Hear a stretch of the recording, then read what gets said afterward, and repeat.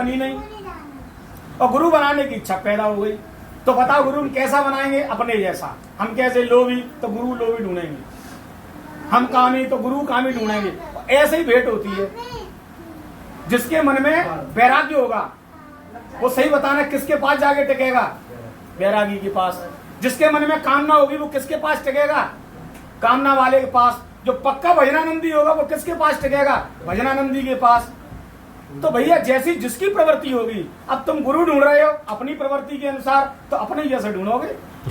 तो गोस्वामी तुलसीदास जी कह रहे हैं, धोए मलई के धोए और धृत पेवाव कोई बार बिलोए। नल्ले के पानी से अपने गंदे कपड़ा धो रहे हो और वहां में कींच बह रही पानी में, साफ नहीं होगा। मल से मल कभी साफ नहीं होता। और घी पिला रहे हो पानी मत के, क्या हो सकता है? नहीं होता, संभव नहीं। उसके लिए तो आपको ये मुकुर मलिन और नयन बीना, नैन कहते हैं तीसरी आंख को। ये नैन तो संसार देखने के लिए है, प्रभु को ये आंख नहीं देखती है, पर ये आंख केवल प्रकृति को देखती है। प्रभु को आंख देखने वाली तो तीसरी है जो बिल्कुल बंद पड़ी है। तीसरी आंख से भगवान दिखता है।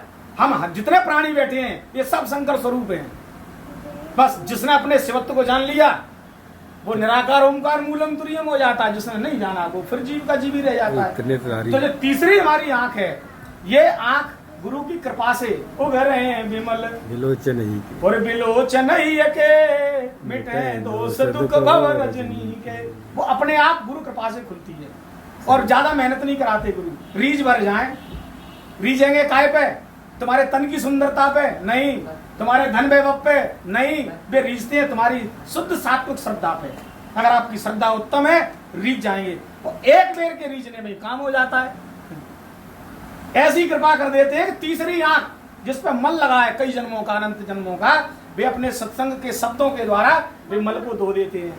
जैसे माँ अपने मैले बच्चे को धोती है। अगर बच्चा पोटी कर देता है तो माँ क्या करती है? तुरंत उसके कपड़े उतार के उसको तुरंत साफ करती है और साफ करके स्वच्छ करके उसको पौड़ा देती है। वही काम सदगुरु का है। हमारे जीवन के अनंत जन्मों का जो मल हमारे इस ब्रह्मांड के अंदर भरा पड़ा है, इस मल को 1 मिनट में वे कृपा दृष्टि से साफ कर देते हैं। जीव निर्मल हो जाता है। जहाँ निर्मल हुआ भगवान को प्रिय हो जाता है, उसी के अंदर भगवान प्रकट हो जाता है।